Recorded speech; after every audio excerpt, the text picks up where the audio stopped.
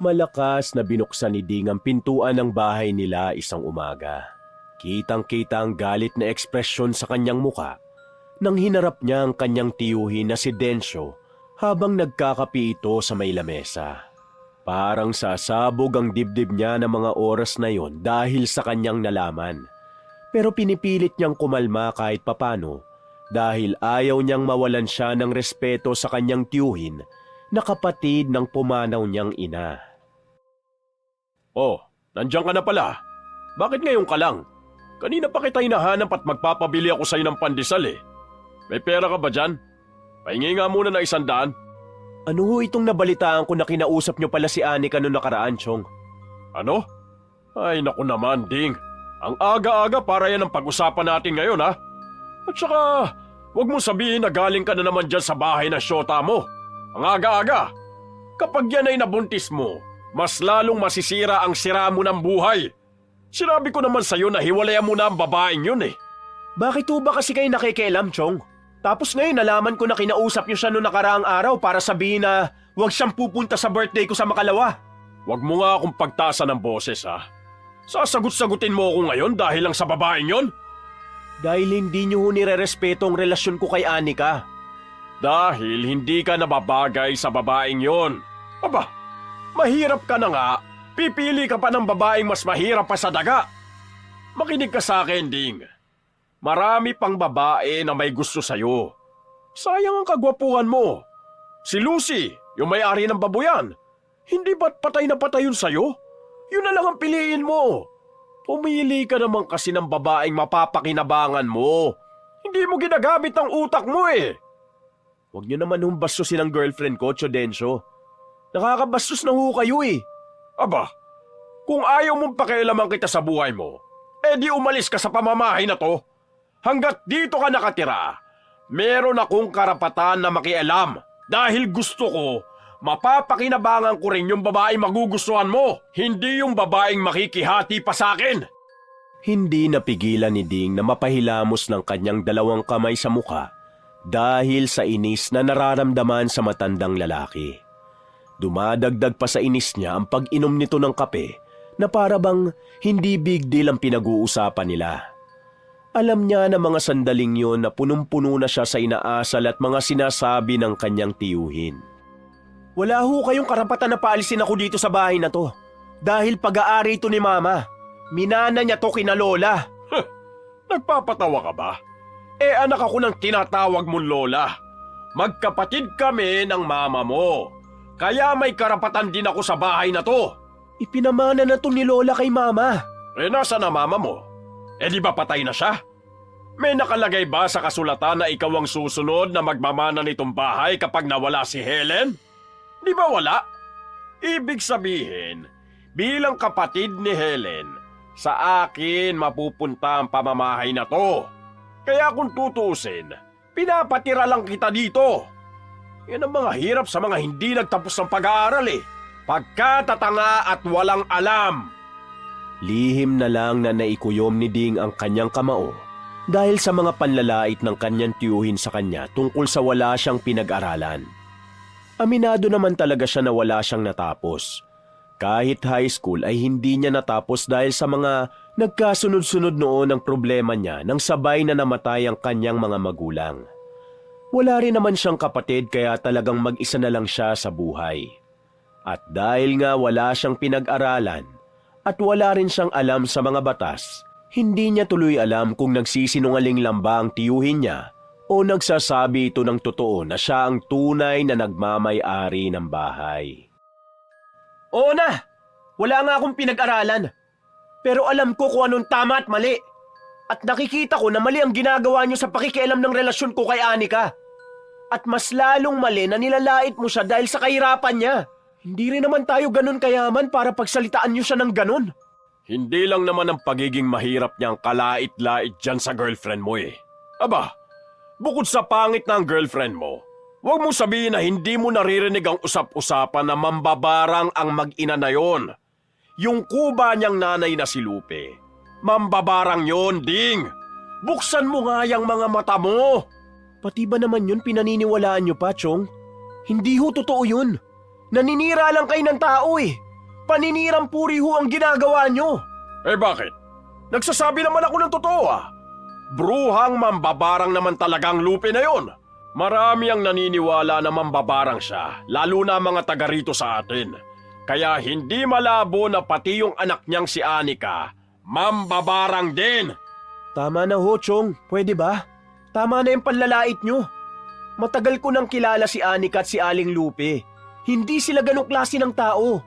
Hindi sila mambabarang gaya ng sinasabi nyo. Mababait sila. Kayo lang itong masyadong mapanlait eh. Pati ang pisikal na itsura ni Aling Lupe, hindi nyo pinapalampas. Mapanlait ba'y nagsasabi ako ng totoo? Na mambabarang ang kuba na yon? Na ang papangit nila? Walang magandang kapintasan ng mag-ina na yon. Kaya nga nagtataka ako kung bakit sa gwapo mong yan, pinatulan mo ang anak ng mambabarang na yon. O baka naman, binarang ka lang din ng mag-ina na yon, kaya hayan, patay na patay ka sa kanila. Uulitin ko ho, mabait si Anika at si Aling Lupe. Kung hindi nyo nakikita ang kagandahan na yon, pues ako, kitang-kita ko. Girlfriend ko siya kaya kailangan yung respetuhin yun, Chong. At dahil birthday ko naman yun, hindi ho ako papayag na mawala sila sa araw na yun. Hindi ho ako papayag na kayo ang masusunod. Matapos na bitawan ni Ding ang mabibigat na mga salitang yon sa kanyang tiyodensyo, ay agad niya na itong tinalikuran. Hindi na rin niya hinintay pa ang susunod na sasabihin ng matandang lalaki dahil agad na nga siyang lumabas ng kanilang bahay at dumiretso na sa kanyang trabaho sa gawaan ng mga basahan. Masama pa rin ang loob niya dahil sa mga sinabi ng tiyuhin niya sa kanyang girlfriend. Hindi niya tuloy maiwasan na pumasok sa kanyang trabaho na medyo nakasimangot. Agad naman yung napansin ng tinuturing niyang kaibigan na si Mio. Ang kaibigan din ng tiyuhin niya at madalas nakainuman ito. Pero kahit ganun, ibang-iba ang ugali nito dahil mabait talaga ito kaysa sa kanyang tiyuhin. At dahil din doon, malaya niyang naikwento sa matandang lalaki ang sama ng loob niya. Alam niya kasi na hindi naman yun ikukwento ng Kuya Mio niya sa tiyuhin. Sa katunayan, ay parang itinuturing na rin siya nitong anak. Tapos, pinipilit pa ho ni Chong na mambabarang daw si Aling Lupe. Siyempre, nasasaktan ho ako sa mga sinasabi niya, Kuya Mio. Nanay ni Anika ang sinasabihan niya ng ganun eh. Nanay ng girlfriend ko. Kahit sino naman ho yata ay masasaktan kapag ganun. Ang Chong mo talaga oh. Pati ba naman yun sasabihin pa niya sa'yo? Hindi naman ho talaga yung totoo, di ba, Kuya Mio? Usap-usapan lang naman yun dun sa lugar natin, di ba? Paninira lang yun. Tama ho ba ako? Tinitigan ni Ding si Mio. Umaasa siya na sasalungatin nito ang sinabi ng tiyuhin niya na hindi yun totoo. Kaya lang, napansin ng binata na medyo napaiwas ng tingin sa kanya ang kanyang Kuya Mio kung saan ay hindi agad ito nakasagot sa kanya. Huwag niyong sabihin naniniwala rin kayo sa usap-usapan na ganun, Kuya Mio. Na mambabarang si Aling Lupe. Hindi naman sa naniniwala ako, Ding. Pero hindi rin ibig sabihin nun na hindi ako naniniwala. Anong ibig niyo sabihin? Naniniwala kayo na hindi? Parang ang gulo naman ho nun, Kuya Mio. Kumalat na rin kasi talaga roon sa atin yung kwento tungkol kay Lupe. Bata ka pa nun. Buhay pa ang asawa ni Lupe nung kumalat sa lugar natin ang tungkol sa usap-usapan na mambabarang siya. Paano ba naman kasi? Nung hiniwalayan siya ng asawa niya at iwan silang mag-ina dahil may ibang babae ito, makalipas ang halos kulang-kulang 1 linggo, binawian na lang ng buhay yung asawa niya dahil sa malubhang sakit daw. Kilala naman namin yung asawa ni Lupe. Malakas pa yata sa kalabaw yun bago sila maghiwalay eh. Tapos biglang namatay na lang? Hindi ba't nakakabigla yun? Nung pumunta kami ng tiyuhin mo sa Lamay, halos hindi na namin makilala yung asawang lalaki dahil sa sobrang payat. Talagang bumagsak ang timbang niya sa loob lang ng 1 linggo. Malabo naman na mangyari yun, di ba? Pero hindi naman ho ibig sabihin na binarang na siya ni Aling Lupe, Kuya Mio. Paano mo naman maipapaliwanag yung nangyari doon sa kabit? Si Paula, hindi ka maniniwala ha? Pero may kung ano-ano na tumubo o lumitaw sa balat ni Paula. May mga sugat na hindi gumagaling at hindi rin alam kung saan nanggaling. Hindi na siya lumalabas ng bahay niya dahil sa nangyari sa katawan at mukha niya. Pero isang gabi, sinugod niya ang bahay ni Lupe at nagwala siya. Sumisigaw siya na si Lupe ang dahilan ng nangyari sa katawan niya. Tinawag niya mambabarang si Lupe. At doon nagsimula ang usap-usapan na si Lupe ang may kasalanan kung bakit namatay ang asawa niya at sa nangyayari kay Paula. Ano naman ho ang sinagot ni Aling Lupe dun sa Paula? Wala. Tinignan niya lang si Paula. Wala siyang sinabi. Ano naman ho ang nangyari ngayon dun sa babae? Hindi ko na ho siya naabutan dun sa lugar natin eh. Ang huling balita namin, nag-alsa baluta na at umalis. Wala na kaming narinig pa na balita tungkol sa kanya. Namatay rin naman ang usap-usapan tungkol sa mambabarang si Lupe nung nagtagal. Pero hindi maitatanggi na nakatanim na sa isipan ng mga tao. Tulad ng satiyuin mo ang isyo na yon. At isa pa, kaya rin talaga malaki ang galit ng tiyong mo kay Lupe. Dahil balak pa sanang pormahan ni Densyo si Paula. Pero hindi na natuloy dahil nawala na nga lang ito bigla na parang bula. Ayan, sinisisi niya rin yun kay Lupe. Ibig sabihin, naniniwala talaga kayo na mambabarang si Aling Lupe, Kuya Mio? Katulad ng sinabi ko, hindi ako naniniwala o naniniwala. Wala lang akong pruweba kaya may parte sa akin na hindi ako naniniwala sa usapan na yon. Pero kung coincidence ang pag-uusapan sa mga nangyari doon sa asawa niya at sa kabit ng asawa niya, medyo may parte naman sa akin na naniniwala ako. Pero mabait si Aling Lupe, Kuya Mio. Maniwala ka. Mabait talaga siya. Mag-iisang taon na kami magkarelasyon ni Anika. At sa loob ng isang taon na yun, wala akong nakitang masama kay Aling Lupe. Kaya nga ho, hindi ako papayag na wala silang dalawa sa birthday ko sa Makalaway. Parang kabastusan naman ho yata na hindi ko siya papuntahin dun dahil lang sa ayaw sa kanila ni Chong. Tama ka rin naman, Ding. Birthday mo yun kaya dapat ikaw masusunod. May karapatan ka na imbitahan ang mga gusto mong bisita. Mali naman talaga si Densyo para pangunahan ka. Kaya huwag ka mag-alala. Tutulungan kita na hindi makapangguloy ang sityo Densyo mo. Talaga, Kuya Mio? Paano nyo naman ho gagawin yun? Abay, madali lang. Lalasigin ko na lang si Densyo sa birthday mo. Mag-iinom na lang kami para hindi kanya maistorbo kapag pumunta na yung girlfriend mo at si Lupe sa birthday mo. Siguro naman, kapag lasing na siya, wala na siyang pakialam pa sa mga bisita mo. Alam mo naman si Densyo, basta may alak, may sarili siyang mundo. Naku, salamat ho, Kuya Mio.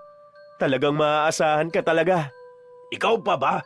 Alam mo naman na malakas ka sa akin Dumating na nga ang sumunod na araw kung saan sinundo na ni Ding ang kanyang girlfriend na si Anika at ang ina nito sa bahay ng gabing yon. Tumakas lang siya sa simpleng handaan sa bahay nila ng tiyuhin para masundo ang dalawa. Magkahawa kamay pa silang naglalakad sa kalsada ng kanyang kasintahan na si Anika habang pasimpleng nagbubulungan. Sigurado ka ba na okay lang sa tiyuhin mo na pupunta kami ni nanay doon, mahal?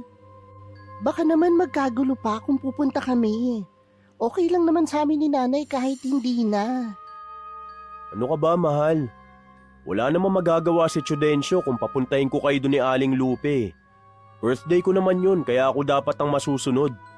At saka, pera ko naman ang ginastos ko para sa handaan na yun. Kaya wala siyang karapatan na questionin kung sino ang magiging mga bisita ko. Ang akin lang, alam mo naman na ayaw namin ni nanay ng gulo. At saka, ayoko rin naman na masira ang birthday mo. Alam mo rin naman na mainit ang dugo ng tiyuhin mo na yun sa amin. Kaya wag na lang. Wag nyo na lang siyang pansinin kapag nandun na tayo, mahal. Tsaka paniguradong lasing na rin naman si Chong, kaya hindi na siya mangingialam pa. Ay, sige na nga.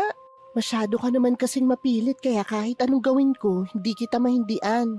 Kaya ano pa nga ba? Tama lang yun, mahal. Birthday ko rin naman ngayon kaya hindi ako papayag na mawala kayong dalawa ni Aling Lupe sa mahalagang araw na to para sa akin. Kayo lang kasing dalawang bubuo sa araw ko na to Sus, nambola ka pa. Ewan ko sa'yo. Totoo naman ang sinasabi ko Makalipas lang ang ilang minuto ay nakarating na nga si Ding sa bahay nila. Nasa may bakuran pa lang, rinig na agad ang mga munting bulungan ng ibang mga bisita ni Ding na kumakain.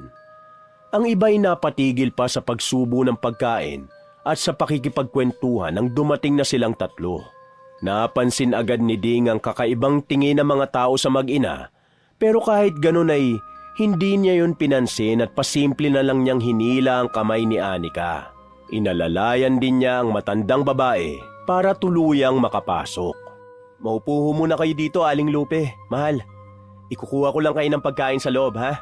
Sa tingin ko ay hindi talaga maganda na nagpunta kami dito, Ding. Tingnan mo nga at nag-aalisan ng ibang mga bisita mo dahil sa amin. Napalingon si Ding sa may gawin ng gate ng bahay nila at nakita niya nga na halos karamihan sa kapitbahay nila ay parang nagmamadaling makalabas na ng kanilang bakuran. Yung iba ay dire-diretso lang na lumabas nang walang lingon-lingon at walang paalam sa kanya. Alam naman agad ni Ding ang dahilan kung bakit umaalis ang kanyang mga bisita.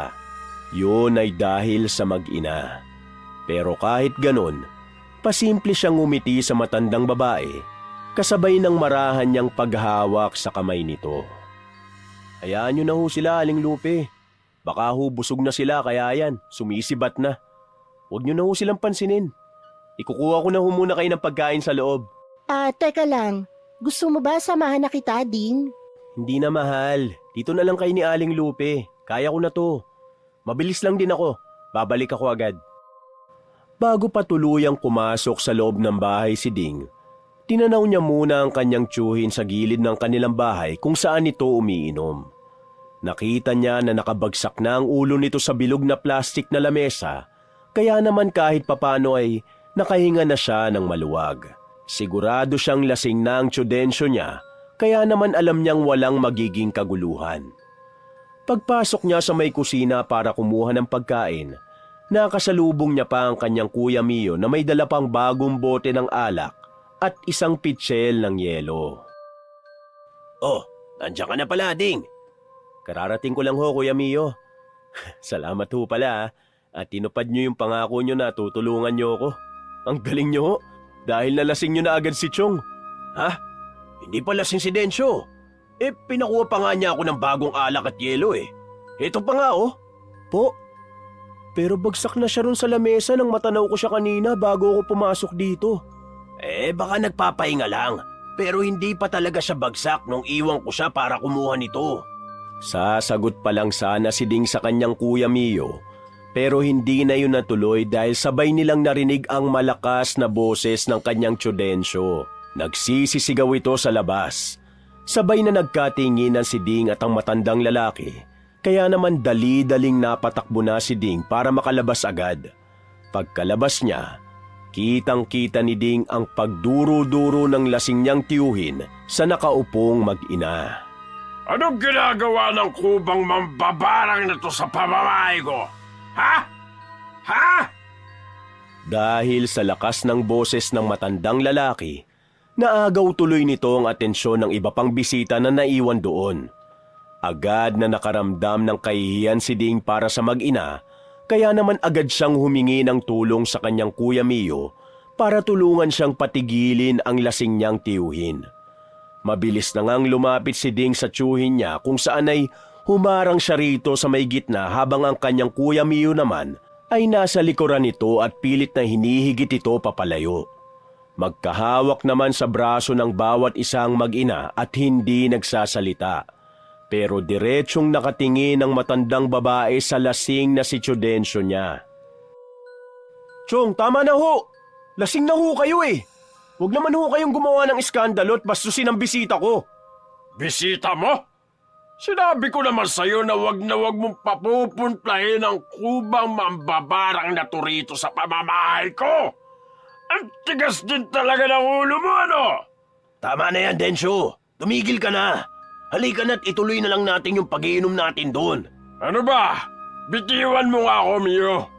Kailangan matuto ng leksyon itong mambabarang na to para alam niyang hindi siya welcome sa pamamahay ko o kahit na yata rito sa buong barangay natin.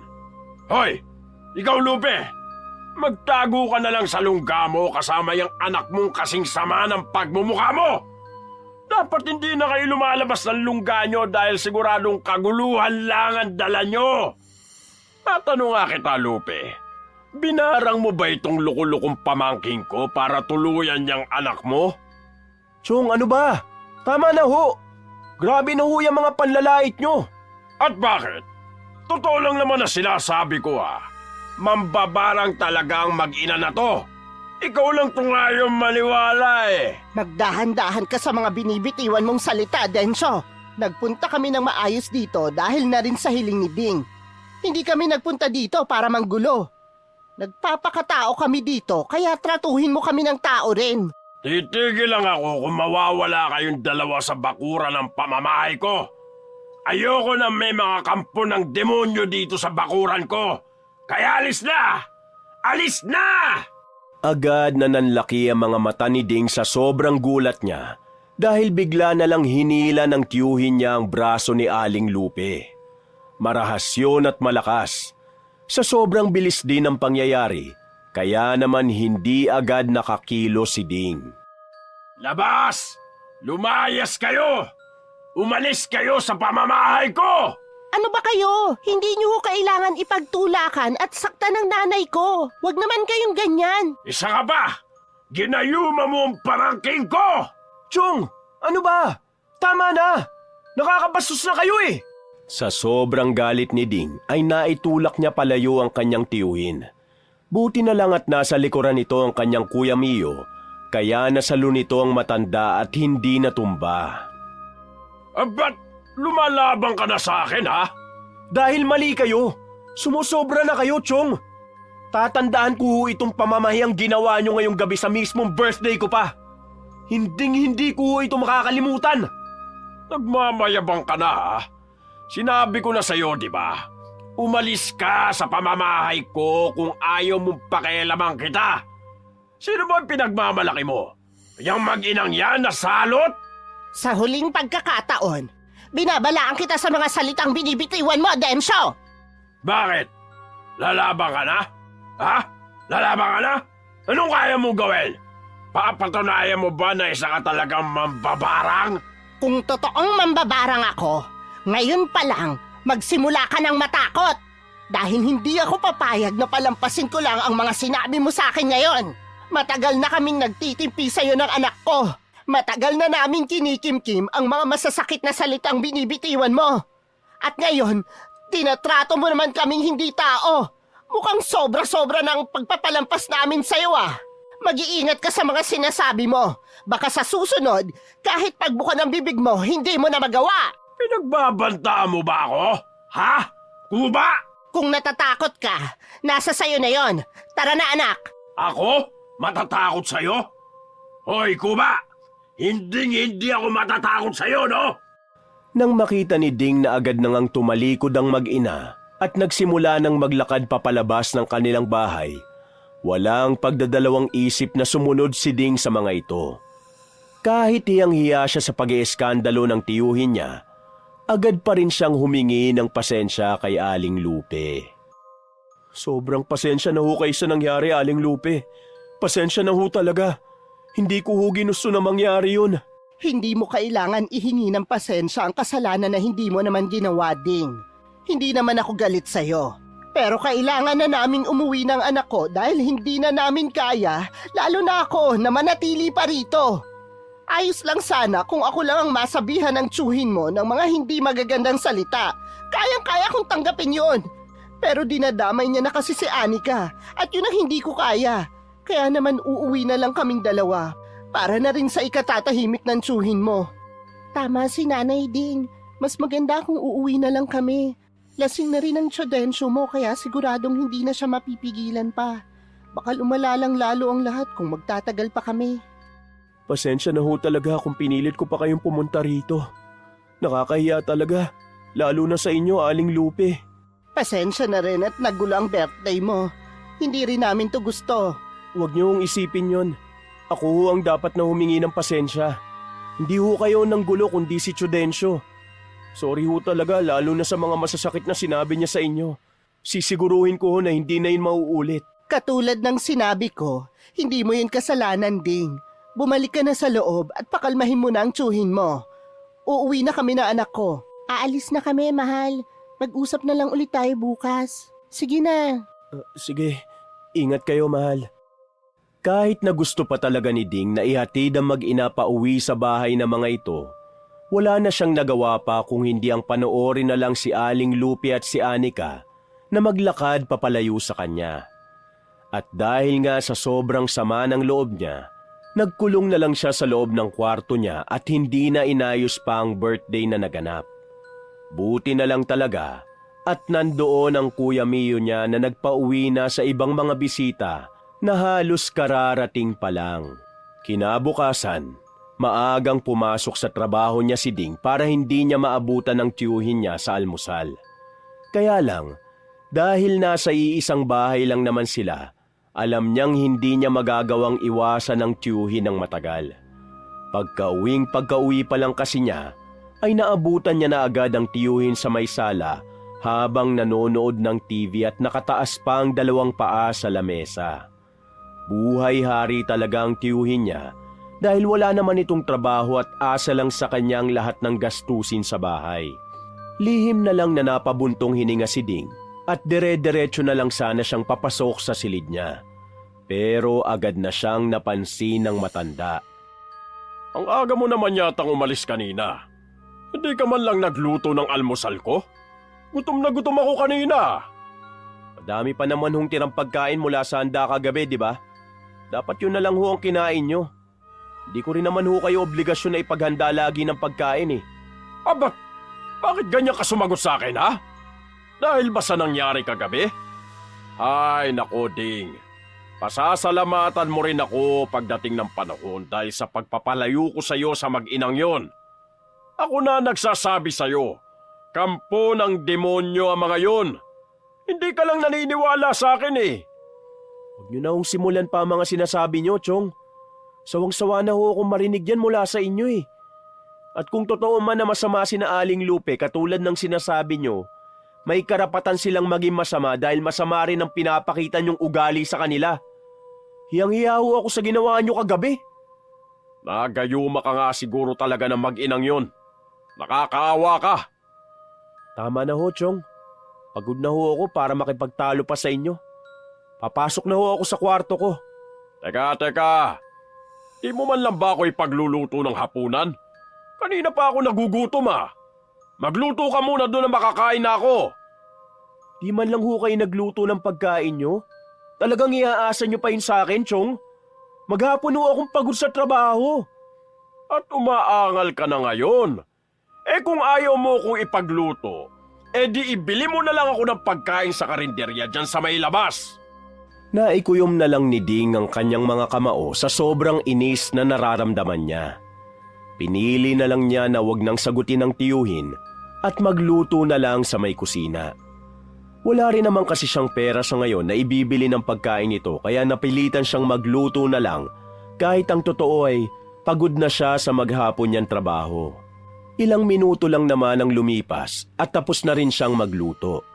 Hindi na sana siya kakain para hindi makasabay ang tiyuhin pero dahil nakaramdam na rin siya ng gutom kaya napilitan na rin siyang sumabay sa tiyudensyo niya. Tahimik lang na kumakain noon si Ding habang nasa harapan niya ang tiyuhin. Nang sa kalagitnaan ng pagkain nila, ay bigla na lang napatingin si Ding sa pulang likido na biglang tumulo sa may pinggan ng tiyuhin niya. Doon ay bigla siyang napakunot ng noo at napatigil sa kanyang pagnguya. Pag-angat niya ng tingin ay may tumulo na ring dugo sa may baba ng matandang lalaki na naging dahilan ng pamimilog ng kanyang mga mata. Chong! Ano yan? Bakit dumudugo yata ang bibig nyo? Ha? Teka, abay oo nga no. Mabilis na napatayo ang tiyuhin niya mula sa pinagkakaupuan nito at saka agad na napatakbo papunta sa may lababo. Napatayo na rin si Ding dahil sa kanyang pag-aalala. Mabilis siyang lumapit sa may bandang likuran ng tiyuhin habang dumudura ito sa may lababo. Doon ay kitang-kita ni Ding ang dugo na idinudura ng tiyudensyo niya.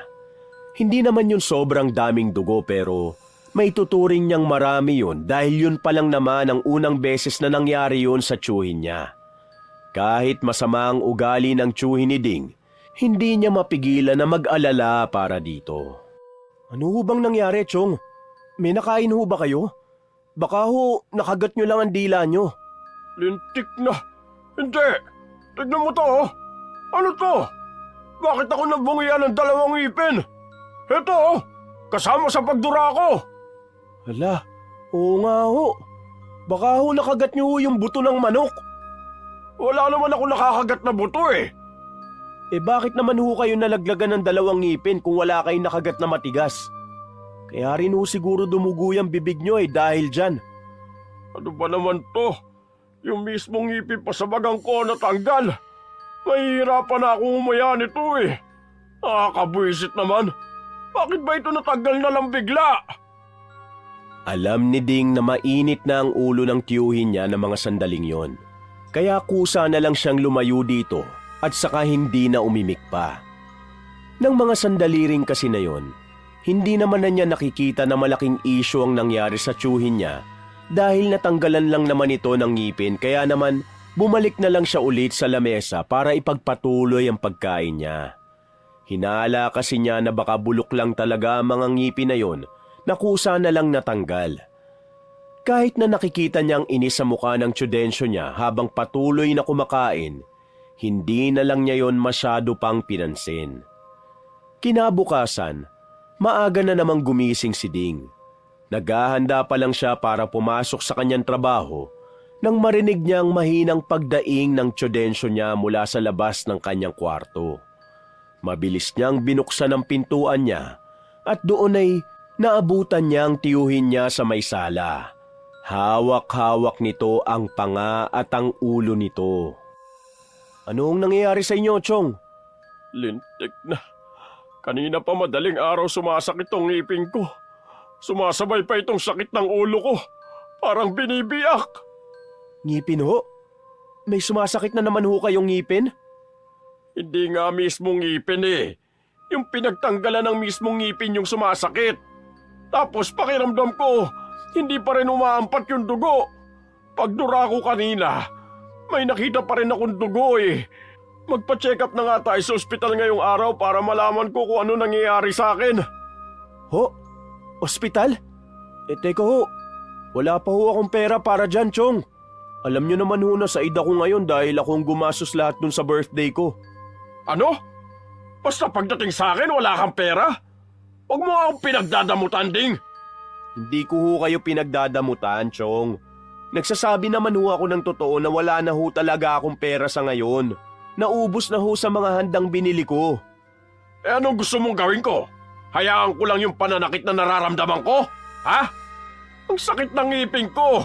Pati itong ulo ko parang pinupukpok ng martilyo. Kaya ka nga nagtatrabaho para pag ganitong emergency, meron akong makukuha sa'yo. Wala ka talaga silbi, ano? Di ko naman ho kayo obligasyon eh. Bakit ba palagi nyo nalang pinapagasto sa akin ang lahat? Ano? May binubulong-bulong ka ba dyan, ha? Ding! Wala ho. Hayaan nyo ho. Ibibili ko na lang ho kayo ng gamot dyan sa may labasan. Pambili lang ho kasi talaga ng gamot ang meron ako ngayon dito eh. O siya. Wala naman akong magagawa eh. Bili mo na ako ng gamot, ngayon din. Sobrang sakit na talaga nitong ulo at ngipin ko eh. Bilisan mo! Oho. Bumalik ka na lang mamaya sa boss mo ha, para mapacheck up mo ako sa ospital. Hindi na lang nagsalita pa si Ding sa sinabi ni Chudensyo niya dahil agad na rin siyang lumabas ng kanilang bahay para bumili ng gamot. Wala rin naman siyang balak na bumali kaya hindi na lang niya pinahaba pa ang usapan nila ng tiyuhin. Pagkabili niya ng gamot at matapos niyang maibigay yon sa tiyuhin, agad na rin siyang nagpaalam para makapasok na sa trabaho. Pagdating ng hapon, bago magpasyang umuwi si Ding, dumaan muna siya sa bahay ng kanyang girlfriend. Sunod-sunod na katok ang ginawa nito sa pintuan ng bahay nila hanggang sa bumukas na rin yon. Hindi alam ni Ding kung tama ba ang nakita niya. Pero para bang nagulat si Anika nang makita siya. Kapansin-pansin kasi ang medyo panlalaki na mga mata nito at pagkatigil nito nang magtama ang kanilang mga mata. Ding, anong ginagawa mo rito? Bakit hindi ka nagsabi na pupunta ka pala dito sa bahay? Bigla-bigla ka na lang sumusulpot. Ha? Kailangan ko pa ba magsabi? Madalas ko namang ginagawa yung pagbisita dito sa inyo kahit wala akong pasabi Hindi mo ba ako papapasukin, mahal? Imbis na buksan nga ng mas malaki ni Anika ang pintuan para papasukin siya, hindi maiwasan ni Ding na mapakunot ang noo nang lumabas na lang ang dalaga sa bahay nito at saka sinarado ang pintuan na para bang ayaw talaga siyang papasukin. Nagtataka tuloy niyang tinignan ang kasintahan. Bakit? Bakit ayaw mo akong papasukin sa loob, mahal? May problema ba? Wala naman. Nagpapahinga na kasi si nanay. Masama kasi ang pakiramdam niya ayoko naman na maistorbo pa ang pagpapahinga niya. Anong sakit ni Manang Lupe? May lagnat ba siya? Wala naman. Masama lang talaga ang pakiramdam niya. Kaya nahihirapan bumangon. Baka naman galit si Aling Lupe sa akin dahil sa nangyari pa rin nung nakaraan kaya ayaw mo kong paharapin sa kanya. Umamin ka na, mahal. Para naman makahingi na ulit ako ng tawad sa kanya. Hindi, mahal. Maniwala ka. Masama lang talagang pakiramdam ni nanay. Huwag ka na mag-alala. Sige. Kung yan ang sabi mo wala naman sigurong rason para magsinungaling ka sa akin, di ba? Oo naman. Siya nga pala. Ano bang ginagawa mo rito? Teka, mukhang kagagaling mo lang sa trabaho Oo, dito ako dumiretso. Pupunta ako dito para yayain ka bukas na maggala sa may bayan. Wala naman kasi akong trabaho kaya gusto ko ikaw ang kasama ko buong araw bukas. Ang totoo niyan, hindi pa ako sigurado, mahal. Bakit naman? Kasi nga, masama nga ang pakiramdam ni nanay. Kapag nagtuloy-tuloy yung sama ng pakiramdam niya, alam mo naman na hindi ko siya may iwan, di ba? Pero kapag umokay naman ang lagay niya, sige ba? Payag naman ako Sige. Mag-text ka na lang sa akin. Oo nga pala. Kamusta naman ang tsuhin mo? Ha? Bakit mo naman natanong si Chudencio? Wala naman. Masama bang kumustahin siya? Baka kasi pinag-iinitan ka pa rin niya dahil dun sa nangyari nung birthday mo. Hindi naman gaano. Masama rin kasi ang pakiramdam ni Chong Kaya hindi niya ako masyadong nabubungangaan. Sumasakit kasi yung ngipin at ulo niya. Alam mo ba, natanggalan siya ng 2 ngipin nung nakaraan? Ganun ba? Umuwi ka na, mahal.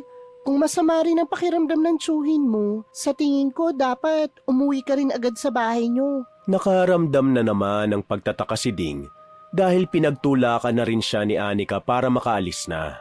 Noong unay umaangal pa siya dahil gusto niyang magtagal pa na kasama ito. Pero wala na rin siyang nagawa pa dahil pinipilit na talaga siya ng babae na umuwi na. Wala na ngang nagawa pa si Ding kaya tuluyan na rin siyang nagpaalam sa kasintahan. Pagka-uwi ni Ding sa kanilang bahay, naabutan niya ang kanyang tiyuhin sa may lababo habang nakayuko ito roon. Akala niya ay nagsusuka ito dahil nakainom na naman ng alak. Kaya papasok na lang sana siya sa kanyang kwarto para makapagpalit na ng damit. Pero bigla na lang napahinto siya sa paglalakad nang sumigaw ang tiyuhin niyang kasabay ng paghampas nito ng baso na naging dahilan kung bakit yun nalaglag sa sahig at nabasag. Gulat siyang napatingin sa Chudencio niya na halatang nagwawala sa galit. Chong, ano ang problema? Bakit naman ho kayo nagbabasag ng baso? Tignan mo to, Ding. Tignan mo to. Nalalagi sa mga ngipin ko. Agad na ipinakita ng Chudencio niya ang palad nito kung saan nakalagay roon ang ilang pirasong mga ngipin nito. Nanlaki ang mga mata ni Ding sa nakita niya, lalo na't mahigit sa 5 pirasong ngipin ang nasa kamay ng tiyuhin. Agad siyang lumapit sa matanda. Kitang-kita niya na halos wala na nga mga ngipin nito sa may unahan na sobrang ikinagulat niya. Ano bang nangyayari sa inyo, Chong? Bakit ho kayo nagkakaganyan? Sa tingin mo ba alam ko, ha? Kaya nga sinabi ko na sa'yo Kailangan ko na magpadala sa ospital. Wala ka kasing pakialam sa akin Hindi naman ho sa wala akong pakialam sa inyo, Chong. Pero wala ho talaga akong pera sa ngayon. Lintik talaga na buhay to. Wala ka talagang kwenta. Tumaas ang isang kamay ng tiyudensyo niya na parabang balak siyang pagbuhatan ng kamay. Pero bago pa man magawa yun ng tiyuhin, may tumalsik na kung ano mula sa bibig nito, kaya doon napunta ang atensyon ni Ding at ng matanda. Tumalsik yun sa may lamesa kaya napagawi ang mga mata ni Ding doon. Tinignan niya kung ano ba yon. Sa paglapit niya sa may lamesa, kitang-kita niya na isang pirasong ngipin na naman yun ang tiyuhin niya. Pero ang mas ikinagulat ni Ding ay nang makita niya na may gumagapang na maliit na uod sa katawan ng ngipin na yon. Agad na nakaramdam ng pandidiri si Ding, kaya mabilis siyang napalayo. Mukhang malaki na ho talaga ang problema niyo sa ngipin, Chong. May uod ho yung ngipin niyo, oh. Ano? Nagbibiro ka ba? Hindi ho, Chong. Kahit tignan niyo pa, oh. Lumapit nga rin ang tiyuhin niya sa may lamesa at pinakatitigan nito ang ngipin nitong tumalsik doon. Nang makita ng matanda na tamang sinasabi ni Ding, kusa rin itong napaatras at saka agad na tumakbo sa may lababo. Sunod-sunod itong nagmumog ng tubig na para bang nandidiri. Kahit si Ding ay nakakaramdam din ng pandidiri. Pero wala siyang magawa kundi ang panoorin lang ang tiyuhin na halos masuka-suka na sa pagmamadali nitong magmumog. Pagkatapos nitong magmumog ng paulit-ulit, hinarap na siya ulit ng tiyuhin niya na halatang galit na galit na. Kailangan mo na ako ipatingin sa ospital, Ding! Ano? Wala kang gagawin sa nangyayari sa akin? O baka naman hinahayaan mo lang na mangyari sa akin to? Dahil kapag namatay ako, gusto mong mapunta na sa itong bahay. Tama ba ako, ha? Chong, kahit kailan hindi ko ho naiisip yon. Eh di kung ganon, gumawa ka ng paraan para mapacheck up na ako sa ospital. Pero paano ko ho gagawin yun kung wala nga ho akong pera, Chong? Di ba sinabi ko na sa'yo na bumalik ka sa boss mo? Hindi mo talaga sinunod ang sinabi ko, no?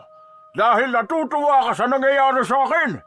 Gusto mo lang talagang masolo tong bahay kapag nawala na ako. Hindi ko naman ho magagawang bumali dahil nakalaan na rin ang pera na yun sa mga gastusin dito sa bahay. Mawawalan ho tayo ng makakain at kuryente kapag ginamit natin yung sa ospital. At sa tingin ko naman ho hindi kailangang sa ospital kayo isugo dahil ngipin ho ang may problema sa inyo. Kung gusto nyo ho, doon na lang tayo magpatingin sa may bayan. Doon sa dentista ho ron. Dentista? Kay Marina? Aba, hindi naman lisensyadong dentista yun ah. Nagbubunot lang yun ang ngipin pero hindi sa dentista.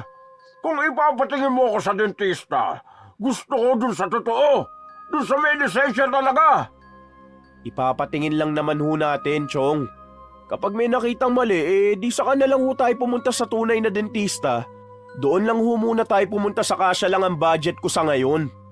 Talagang pagdating sa akin, tinitipid mo talaga ako, no? Pero siya, sige, pagbibigyan kita. Siguraduhin mo lang talaga na ipapatingin mo ako sa magaling na dentista kapag nagkapera ka na. Ayoko ng putyo-putyo lang.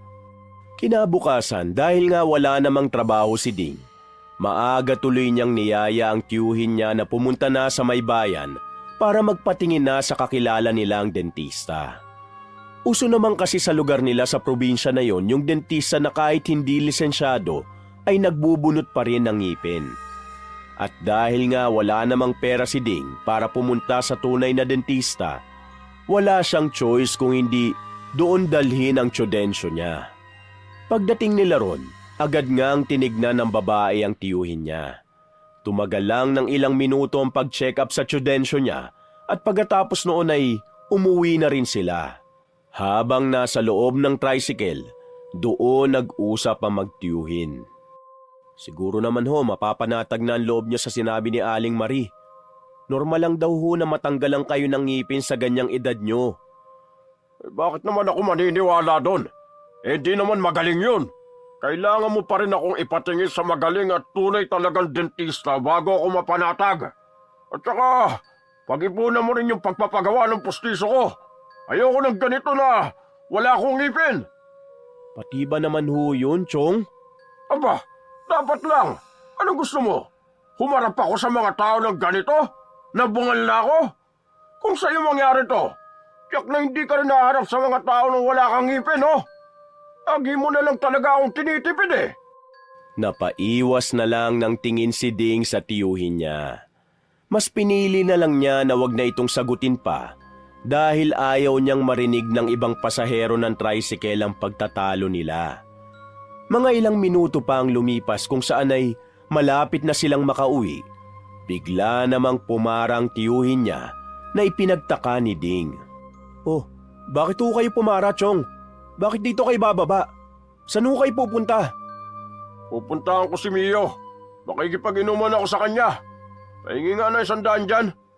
Pero Chong, Ay nako, wag na marami satsat. Pahingi na 100 nang may pang-ambag naman ako. kahit na gusto pang umangal ni Ding lalo na't wala na rin talaga siyang pera, wala na siyang nagawa pa kung hindi ang ibigay na rin sa tiyuhin ang hinihingi nito. Lalo na't nakakahiya na rin sa iba pang pasahero na naaabala dahil sa paghinto ng tricycle. Pagka-uwi ni Ding sa kanilang bahay, nagluto lang siya ng tanghalian niya at saka inabalan na lang ang sarili sa paglalaba ng mga marumi niyang damit. Pilit din niyang inaabala sa ibang bagay ang utak niya dahil kanina pa rin siya hindi nire-replyan ng girlfriend niya sa mga text niya. Tinanong kasi niya kung tuloy ba ang lakad nila ni Anika pero hindi pa rin ito sumasagot. Pagdating ng hapon, nagbabalat lang siya ng kalabasa noon para sa lulutuin niyang hapunan nang bigla na lang malakas na sigawang umagaw sa atensyon niya na nanggagaling mula sa labas ng bahay nila. Tinatawag noon ang pangalan niya kaya naman mabilis siyang napatayo para lumabas. Sa may bungad pa lang ng pinto, nakita na ni Ding ang Kuya Mio niya habang nakaakbay dito ang tiyuhin niyang walang malay. Agad siyang nag-alala kaya naman mabilis niyang nilapitan ng Kuya Mio niya para tulungan na maipasok sa kwarto nito ang tiyuhin. Kuya Mio, anong nangyari kay Chong? Nawala ng malay si Densyo habang kainuman ko, kaya eto, inuwi ko na. Lasing na ho ba siya? Hindi, ang ayos-ayos pa nga ng pag-uusap namin kanina eh. Ano nangyari? Bakit ho siya nawala ng malay kung hindi ho siya lasing? Dumating lang siya kanina na masakit yung mga ngipin niya at ulo tapos ayan, nawalan na siya ng malay. Sa sobrang sakit siguro kaya nahimatay siya. Ganun ho ba? Salamat ho at naiuwi niyo siya ng ligtas. Ako na bahala dito, Kuya Mio. Ano ba nangyayari dyan sa tiyuhin mo, Ding? Bakit sa loob lang ng ilang araw halos maubusan na yan ng ngipin? Totoo ba yung sinabi niya na naglalagas na mga ngipin niya? Oo, Kuya Mio. Totoo nga ho na naglalagas yung ngipin niya. Pinatingnan ko na nga ho siya kay Aling Marie sa may bayan kanina eh. Anong sabi? Dala lang daw ho ng edad ni Chong kaya siya nalalagasan ng ngipin. Ha? Totoo ba yun? Halos magkaedad lang naman kami ni Densyo ah. Tignan mo naman ang ngipin ko at halos kumpleto pa. Hindi ko alam eh. Yun lang ang sinabi sa amin ni Aling Marie. Naku, kinakabahan naman ako dyan sa nangyayari sa tiyuhin mo. Ha? Bakit to? Anong ibig niyo sabihin? Kasi, hindi ba't kapag nakakapanaginip ka ng naglalagas ng ngipin, masamang paangitain daw yun na may hindi maganda mangyayari sabi ng matatanda? Paano kaya kung naglalagas ang ngipin ng tiyuhin mo dahil may masama ring mangyayari sa kanya? Nako, wag naman sana. Bantayan mo mabuti ang tiyuhin mo, Ding. May hindi ako magandang nararamdaman. Teka, anong ibig niyo sabihin, Kuya Mio? Basta, Ding. Bantayan mo lang ang tiyuhin mo. Hindi ko pa masabi sa iyo yung hinala ko kasi hindi pa naman ako sigurado. Mas mabuti pa, kumuha ka na ng palanggana sa labas na may tubig para mapunasan natin ang katawan ng tiyuhin mo. Nang sa ganun mahimasmasan siya kahit papano. Sige ho, kukuha lang po muna ako. Nagmadali na nga si Ding sa pagkuha ng bimpo at palanggana na may tubig. Buti na lang talaga tinulungan siya ng kanyang Kuya Mio na punasan ng tiyudensyo niya na wala pa ring malay. Habang tahimik lang niyang pinupunasan ng mukha ng tiyuhin, bigla siyang napakunot ng noo at napalayo ng konti dahil sa hindi kaaya-ayang naaamoy niya. Ang baho! Alin ang mabaho, Ding? Hindi ko alam kung saan nanggagaling yung mabaho, Kuya Mio.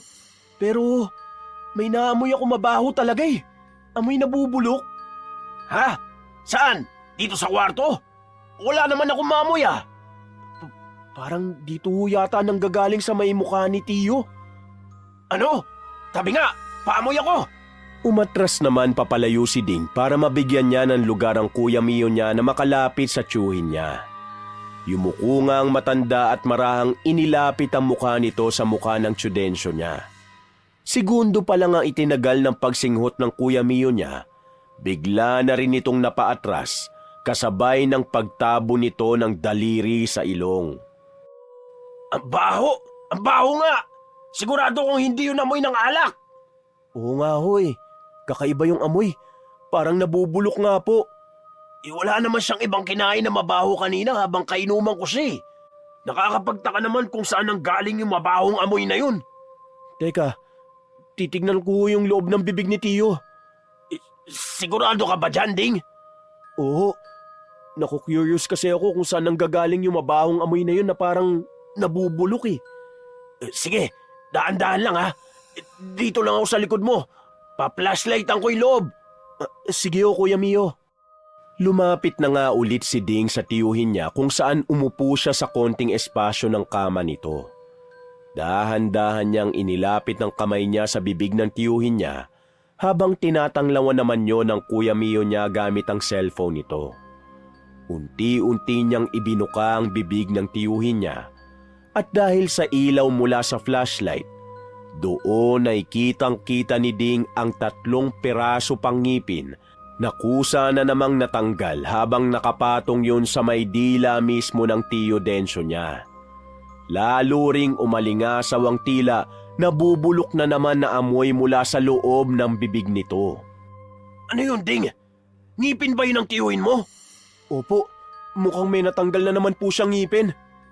Kunin mo! Delikado kapag nalunok niya yan! Sige ho.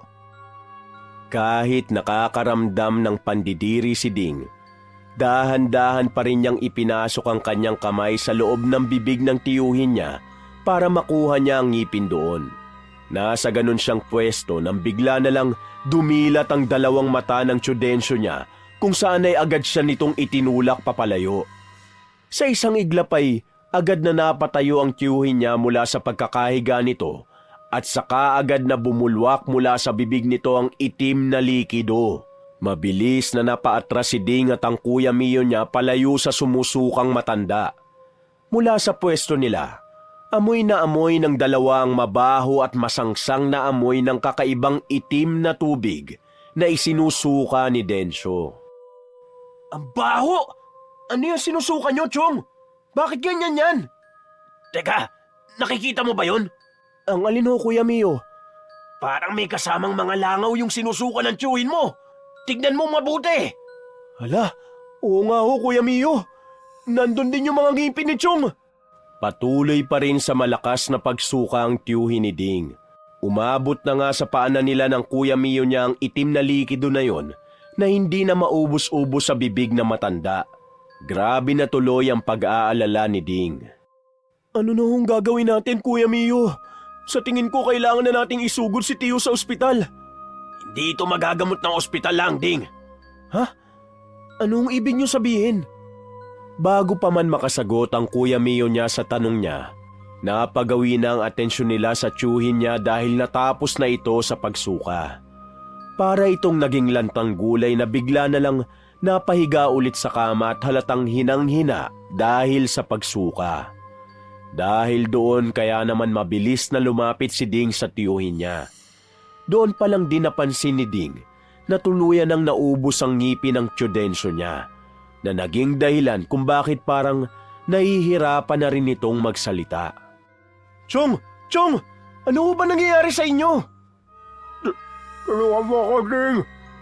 Parang may gustong pumatay sa akin! Ho? Ano ho? Tulungan mo ako! Tulungan mo ako! Paano ko kayo matutulungan? Sino po ang may gustong pumatay sa inyo? Bago pa man makapagsalita ulit ang tiyudensyo niya, muli na naman itong sumuka ng itim na likido kung saan ay sa mismong damit ni Ding ito tumapon at pagkatapos noon ay nawalan na naman ito ng malay. Kusa na lang bumagsak ang tiyuhin niya sa kama Habang si Ding naman ay napaduwal sa sobrang baho ng suka ng tiyuhin. Dahil mas amoy na amoy niya na ngayon ang baho sa katawan niya, napatakbo na rin siya palabas para makasuka sa lababo at makapagpamalit din ng damit. Sumunod naman sa kanya ang kanyang Kuya Mio at kinausap siya. Hindi na talaga maganda ang lagay ng tiyuhin mo, Ding. Kaya nga ho, Kuya Mio Hindi ko na rin maintindihan ang nangyayari sa kanya. Ano naman ho ang maitutulong ko kaya kay Tiyo? Isugod ko man siya sa ospital, wala naman akong pera. Hindi nga doktor ang kailangan ni Densyo, Ding. Kung ako sa'yo, puntahan mo ang bahay ng kasintahan mo. Kausapin mo si Lupe. Ano? At ano naman ho ang kinalaman ni Aling Lupe dito? Sa tingin ko ay binabarang niya ang tiyuhin mo. Ano?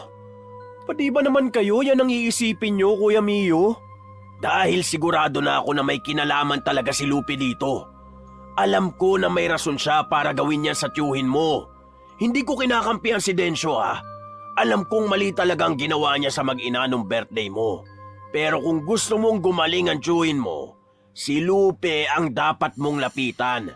Si Lupe ang dapat mong kausapin, hindi doktor. Eh di parang sinasabi nyo na rin po na totoong mambabarang si Aling Lupe. Sana mali ako. Pero sa nangyayari ngayon sa tiyuhin mo, malakas na ngayon ang kutob ko. Hindi ko to sinasabi para siraan ko sa'yo mag-ina na yon ha. Sinasabi ko to para may magawa ka o tayo na hakbang para gumaling ang tiyuhin mo. Kapag tinanong ko po yun sa kanila, ano na lang ho ang sasabihin o mararamdaman sa akin ni Anika, ni Aling Lupe? Paano kung magalit sila sa akin dahil naniniwala ako sa mga usap-usapan na mambabarang sila? Ayoko naman mangyari yun, Kuya Mio. Mahal ko si Anika. Nasa kalagitnaan ng pag-uusap sina Ding at ang Kuya Mio niya nang sabay silang napalingon sa kwarto ng tiyuhin niya nang may marinig sila roon na konting ingay. Nagkatinginan pa ang dalawa bago sila nagmadaling tumakbo para makabalik sa silid. Nasa bungad pa lang sila ng pinto, bigla na silang natigilan sa kanilang nakita. Gising na ang tiyo Densyo niya habang nakaluhod ito sa sahig at parang asong hinihigop nito ang itim na likidong isinuka nito kanina. Parang babaligtad ang sikmura ni Ding sa kanyang nakita. Buti na lang at nakakilos agad ang Kuya Mio niya dahil itong unang lumapit sa tiyuhin niya para yakapin ito sa leeg at mapigilan ang ginagawang pagkain sa suka nito. Ding, pumunta ka na kina Lupe. Magtiwala ka lang sa sinasabi ko. Alam ko na may kinalaman siya sa nangyayari ngayon dito sa tiyudensyo mo. Alam kong gumaganti siya kaya pakiusapan mo siya. Lumakad ka na, sige na! Kahit na hindi pa gaano kabuo ang desisyon ni Ding na sundin ang sinasabi ng Kuya Mio niya, wala na siyang nagawa pa kung hindi ang sumunod. Nataranta na kasi siya ng mga sandaling yon, kaya napatakbo na rin siya papalabas. Pagkabukas pa lang niya ng pintuan ng bahay nila para lumabas, biglang napako ang kanyang paa nang makita niya si Anika na nakataas ang isang kamay at mukhang handa ng kumatok. Namilog ang kanyang mga mata at nakaramdam siya ng matinding pagtataka. Mahal? Anong ginagawa mo dito? Kasi hindi ko na mapigilan pa si Nanay Ding. Ano? Anong ibig mo sabihin? Si Nanay ang may kagagawa ng nangyayari ngayon sa tiyudensyo mo. Galit na galit si Nanay at mukhang balak niyang patayin ang tiyuhin mo. Kahit ako, hindi ko na siya mapigilan. Baka sa'yo makinig siya. Kaya kausapin mo si Nanay Ding. Halika na, bilis. Ibig mo sabihin, totoong mambabarang si Aling Lupe? Oo, pero hindi naman niya ginagawa to dahil lang gusto niya. Ginagawa niya to dahil ito lang ang tanging kaya niyang gawin para makabawi at makaganti. At ngayon, alam na alam mo naman kung bakit ginagantihan ni Nanay ang tiyudensyo mo. Alam mong may malaking kasalanan ng tiyuhin mo sa amin, lalo na kay Nanay, hindi ba? Kaya ngayon, umabot na siya sa ganito. Alam ko naman yun. Alam kong hindi naman talaga inosente si Chong. Pero ayoko naman na mapatay ni Aling Lupe si Tiyudensyo, Anika. Tiyuhin ko pa rin siya. Kaya nga halika na at puntahan na natin si Nanay, dali. Sige, tara na. Magkahawa kamay silang tumakbo patungo sa bahay ng kanyang kasintahan. Ilang minuto lang din at nakarating na sila. Mula sa may sala, pumasok pa sila sa maliit na daan na parang papunta sa may bandang likuran ng bahay. Maya-maya pa ay bumungad na sa paningin ni Ding ang isang pintuan ng kwarto. Si Anika nagbukas noon at sumunod naman si Ding. Sa may bungad pa lang ng silid, may naamoy na agad si Ding na usok na mabaho. Sa tagal niya nang bumibisita sa bahay ng kasintahan, yun pa lang ang unang beses niyang makapasok sa silid na yon. Agad ding nailibot ni Ding ang paningin niya sa mga estante kung saan ay may mga nakalagay roon na mga bote na hindi niya alam kung ano bang laman. Basta nakikita niyang may lamang mga tubig yon na halos nagkakulay dugo na. Humakbang pa sila ng konti hanggang sa makita na nga nila si Aling Lupe sa mismong gitna ng silid na yon. May nakasinding itim na kandila sa may harapan nito habang bumubulong-bulong pa ito ng mahihina nang nakapikit. Nay, tigilan mo na yan. Aling Lupe! Anong ginagawa mo dito, Ding? Pinapunta ko na ho siya rito, Nay. Humingi ako ng tulong sa kanya para mapahinto ka na sa ginagawa mo. Sinabi ko naman sa'yo na huwag ka nang makialam dito, Anika. Ang tigas ng ulo mo. Pero hindi ko gusto ang ginagawa niyo kay Chong, Aling Lupe. At hindi ko rin gusto ang ginawa niyang pangmamaliit, panlalait at pamamahiya niya sa amin ng anak ko. Alam mong nararapat lang sa tsuhin mo ang maturuan ng leksyon. Tama ho kayo dyan, Aling Lupe. Hindi ko naman ho kinakampihan si Chudencio. Maling-mali naman ho talaga ang ginawa niya pero ayoko naman ho na maging dahilan yun para bawian niyo siya ng buhay, Aling Lupe. Alam ko hong dala lang ho ng galit niyo kaya niyo ho ito ginagawa. Pero alam ko hong mabuti kayong tao. Mabuting tao talaga ako, Ding. Kahit kailan, hindi ko ginamit ang kakayahan na to sa pansarili ko lang nakagustuhan. Ginagawa ko lang to para magbigay ng leksyon at gumanti sa mga pananakit ng ibang tao sa akin at sa anak ko. Kaya sana, maintindihan mo kung bakit ko to ginagawa sa tsuhin mo. Galit na galit ako sa mga binitiwang salita ni Dencio sa akin at sa anak ko. Hindi lang noong birthday mo. Matagal na panahon na akong nakakatanggap ng hindi magandang salita mula sa kanya. Matagal akong nagtimpi, nagtiis. Pero sinagad niya ang pasensya ko. Kaya wag mo na akong pigilan pa sa gusto kong gawin. Baka pati ikaw madamay sa galit ko. Nay, wag naman ho tayong umabot sa ganito. Kahit kailan hindi naging masama sa atin si Ding. Alam ko ho na masama talaga ang ugali ni Chudencio. Kahit ako naman ho ay nakaranas din ng kasamaan niya. Pero hindi po sasagad sa kagustuhan ko na mawala na siya sa mundo. Tiyuhin ko pa rin ho siya. Kadugo. Kaya ayoko ho na ipanalangin ang kapahamakan niya. Ako na ho nakikiusap sa inyo, Aling Lupe. Huwag niyo ho sanang patayin ang tiyuhin ko. Labis na ang pagmamakaawa ni Ding ng mga sandaling yon. Balak pa nga niya sanang lumuhod sa harapan ni Aling Lupe. Pero bago pa man niya magawa ang kanyang balak, isang malakas na kalabog ng pintuan mula sa labas ang kanilang narinig. Sumunod din nilang narinig ay ang sigaw ng isang pamilyar na boses na halata mong nanghihina. Lupe! Lupe! Lumabas ka dyan! Hanapin mo ako! Si Chong yun? Ano? Lagot na, lalong magagalit si nanay. Paano yan? Agad na ngang tumakbo si Ding papalabas ng silid na yon para magawa niyang pigilan ng tiyuhin na lalong palakihin pa ang gulo. Sa may salay naabutan niya ang Chudencio niya na may hawak na kutsilyo.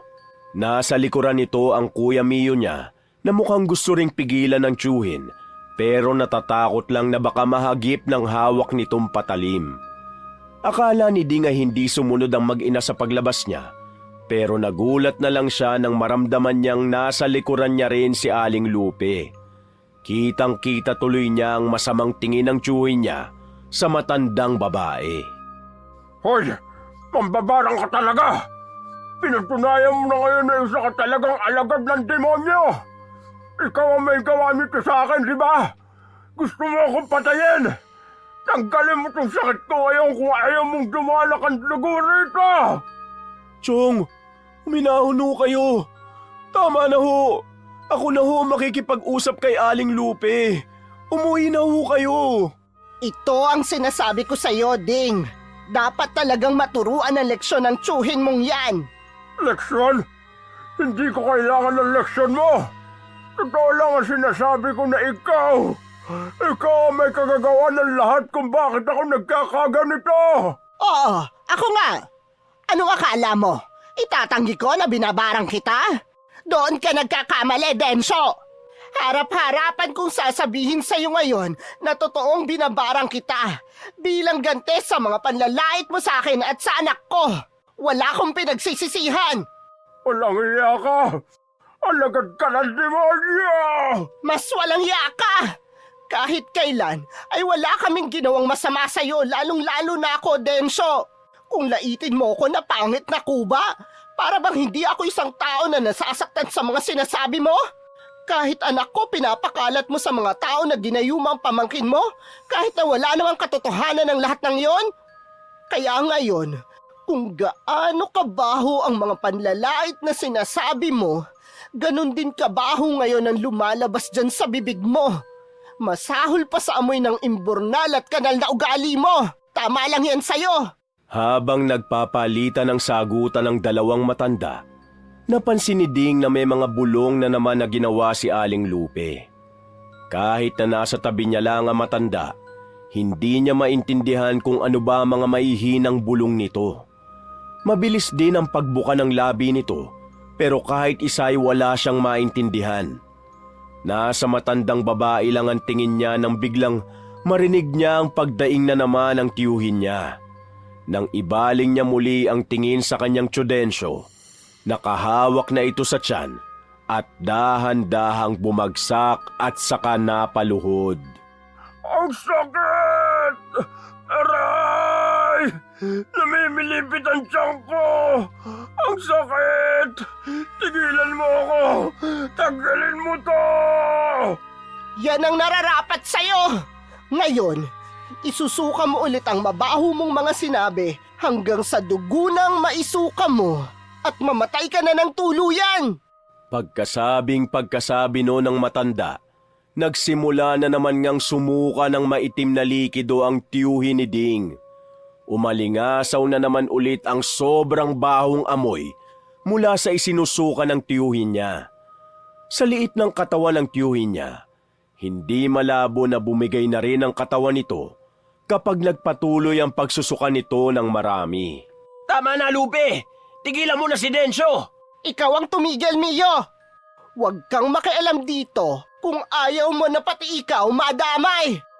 Huwag niyo hong papatayin ang tiyuhin ko, Aling Lupe. Nagmamakaawa ho ako sa inyo. Tama na, Nay! Tama na ho! Tigilan niyo na yan! Huwag niyo ho sanang dungisan ng kabutihan na meron kayo para lang kay Chong. Sana ay mahanap niyo pa rin sa puso niyo ang pagpapatawad. Paano ako magpapatawad sa mga ginawa ng tsuhin mo kung kahit kailan hindi naman siya humingi ng tawad sa akin? May narinig ba akong sorry mula sa kanya? Hindi ba at eto siya, pinagbabantaan niya pa na dadaanak ang dugo rito? Sino ngayon ang patatawarin ko, Ding? Kakausapin ko ho si Chong, Aling Lupe. Bigyan niyo lang ho ako ng pagkakataon na makausap siya na maayos. Parang awa niyo na ho. Matagal na nagtitigan si Ding at si Aling Lupe. Hindi na rin nagsalita pa ang matanda pero maya-maya ay bumulong na naman ito ng mahina hanggang sa nakita niya na unti-unti na ring tumigil mula sa pagsusuka ang tiyuhin niya.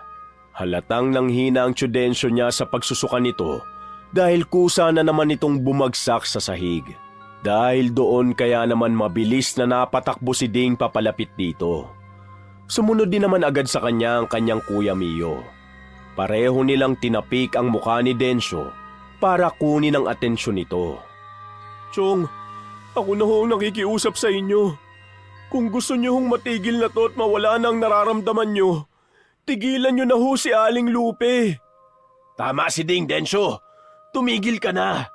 Hindi niya tatanggalin ang barang sa'yo hanggat nakikita niya pa rin ang ganyang ugali mo.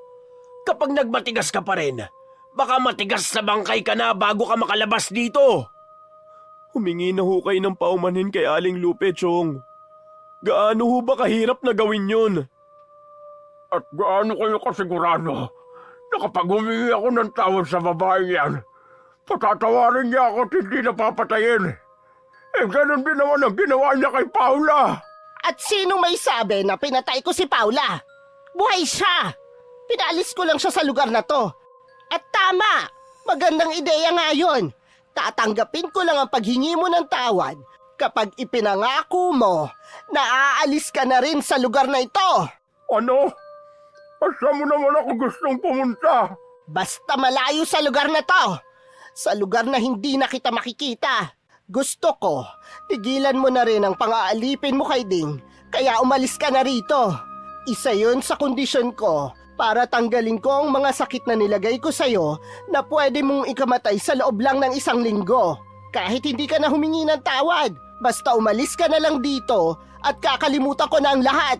Matagal na napuno ng katahimikan ng buong sala. Buong akala ni Ding, hindi sasang-ayon ang tiyuhin niya sa kondisyon ni Aling Lupe. Pero sa tulong na rin ng kanyang Kuya Miho, napakiusapan nila ito na umalis na lang kesa mamatay ito sa kamay ni Aling Lupe. Tumupad naman ang matanda sa usapan. Tinanggal nga niya ang sakit ng kanyang tiyuhin. Hindi naman agad pinaalis ang kanyang tiyudensyo sa lugar nila. Tumagal pa rin kasi ito ng ilang linggo dahil ibinalik pa nito ang lakas bago umalis ng walang gulo. Kung saan na naglalagi ang tiyuhin ni Ding, wala siyang alam sa loob ng ilang buwan. Buti na lang at paglipas ng halos kalahating taon, nabalitaan na lang ni Ding na nagtatrabaho na ang tiyuhin niya bilang isang mekaniko sa isang asyenda sa probinsya at namumuhay roon ng tahimik. Naging pag-aari na rin ni Ding ng tuluyan ang bahay ng mama niya at bumubuo na ng pamilya kasama ang kasintahan niyang si Anika at si Aling Lupe. Wakas! Mga kapatid, naiibigan niyo ba ang ating kwento? Maraming salamat ha. Kung hilig niyo rin ang mga kwentong pag-ibig, pakisuportahan naman ang isa ko pang channel, ang Mr. Love Tagalog Story. At paki-comment na rin kung taga saan kayo, para naman alam ko kung hanggang saan umaabot ang mga kwento ko. Salamat uli, hanggang sa susunod!